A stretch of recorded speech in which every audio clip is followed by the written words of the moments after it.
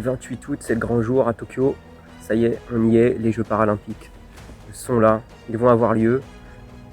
On est dans cette baie d'Odaiba très chaude, avec un bassin à plus de 30,5. Tout est calme autour de nous. Le départ se rapproche. Pour ma part, donc, je serai placé au niveau du départ natation.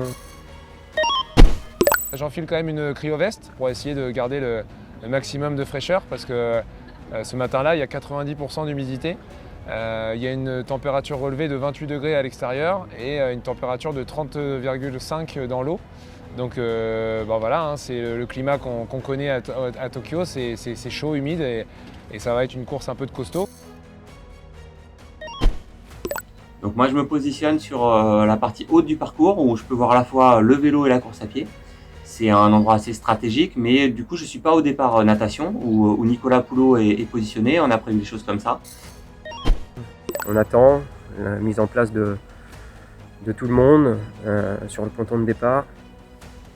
Forcément, pour ma part, le palpitant monte un petit peu. On sait que c'est beaucoup d'enjeux pour tout le monde, ça a été beaucoup de travail. Alexis prend donc le choix de rester dans les pieds de l'Anglais.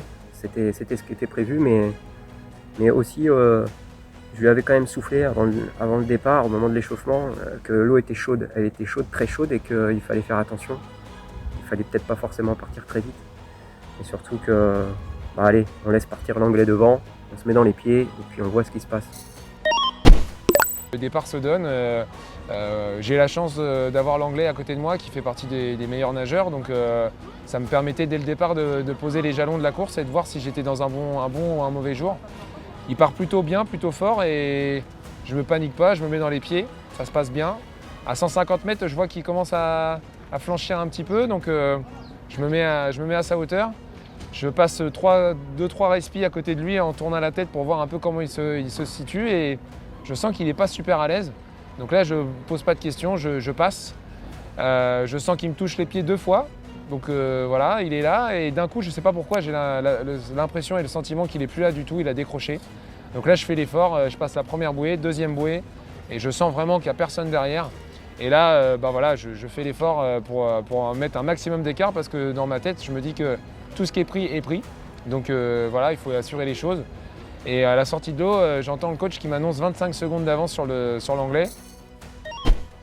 Ça fait 200 mètres qu'Alexis est parti.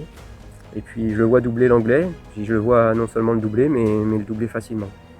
Alors je me dis que ouais, effectivement, là, il y a peut-être quelque chose qui va se passer aujourd'hui. Je vois Alexis passer devant moi, on a les premiers écarts.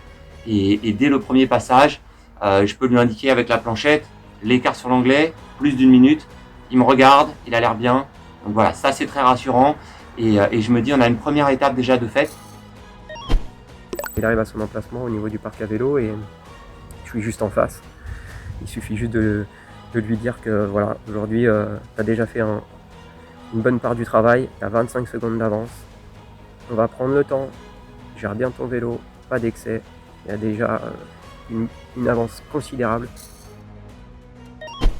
Donc moi, je commence à sentir voilà, que c'est très très bien engagé. On sait qu'Alexis, c'est le meilleur coureur du circuit, de sa catégorie. Donc on essaie juste de sécuriser. Je reste concentré sur le fait d'éviter les pépins mécaniques. On conserve quand même une marge. Il commence à avoir 2 minutes, 2 minutes 30 d'avance. On se dit même en cas de crevaison dans le dernier tour, il peut toujours conserver de l'avance.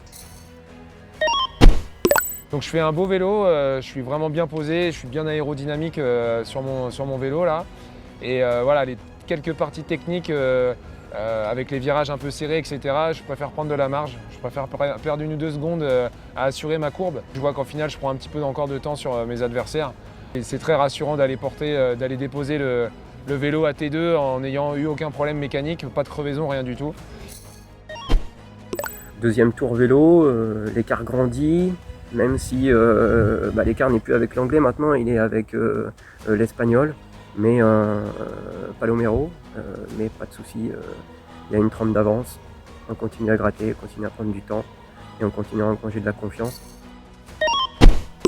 Et là, je sais que dans ma tête, ça sent bon parce que voilà, la course à pied, on m'annonce quasiment 2 minutes d'écart sur le deuxième. Sur la course à pied, je fais partie des meilleurs coureurs, donc Je sais que voilà, il faut assurer au moins les 2 premiers tours. Donc les 2 premiers tours, je les fais vraiment de façon très sereine. J'attaque le 3e tour avec vraiment beaucoup de décontraction et là je commence à prendre conscience que c'est vraiment bien parti.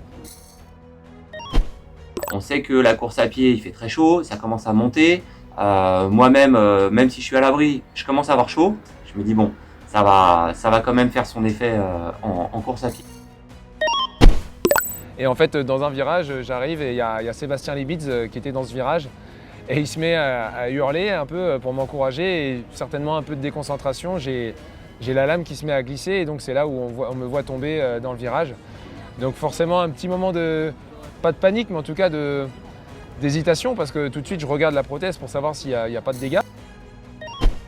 Dans le 3e tour, moi quand je le vois passer, je le sens tendu, crispé. Et à ce moment-là, je me dis bon, il serre les dents quand même, ça doit quand même être difficile. Donc je lui dis tranquille, gère ton truc, t'as de l'avance. Ce que je sais pas, c'est qu'en réalité, il a chuté dans le virage juste derrière le bâtiment où je suis moi et j'ai pas vu la chute. Et je m'en rends compte qu'après. La larme aux yeux, elle arrive forcément aussi à ce moment-là avec beaucoup d'émotions. Même si la course n'est pas finie, on sent que ça y est, quoi, ça sent vraiment bon, que c'est beau, que c'est fort et que ça y est, cette ligne elle se franchit. Et au fond de moi, voilà, c'est le moment aussi où je m'écroule un peu. Hein. On le verra pas trop parce que je suis à l'isolé, mais forcément, il y a eu beaucoup d'émotions. C'est beaucoup de joie d'Alexis qui peut profiter de son dernier tour parce qu'il a suffisamment d'avance pour pouvoir célébrer sa victoire avec le public qui était un peu présent sur le parcours.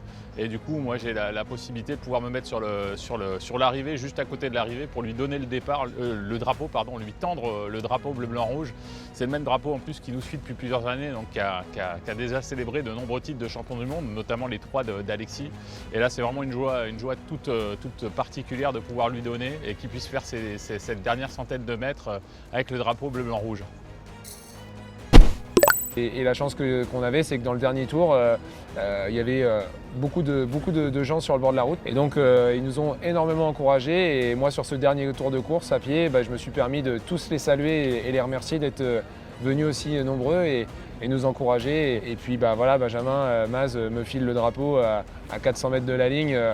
Et voilà, tout de suite, là, c'est ce drapeau bleu-blanc-rouge sur les épaules pour franchir la ligne. C'est magique, c'est vraiment magique. J'ai surtout pensé à ma femme et mes enfants à ce moment-là.